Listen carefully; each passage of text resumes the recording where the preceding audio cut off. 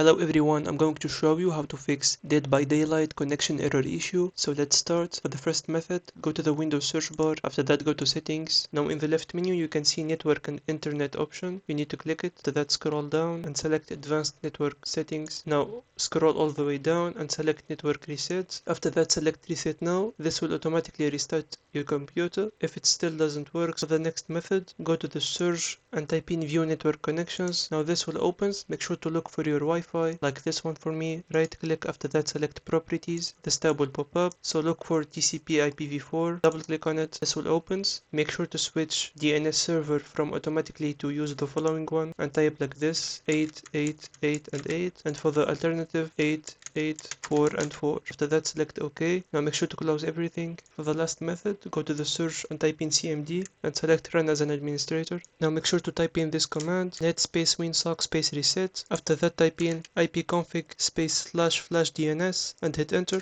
And lastly type in net space int space IP space reset and hit enter again. Now just wait for it to finish. After that make sure to restart the computer. And that's it. If you find it helpful, make sure to like and subscribe, and see you on the next one.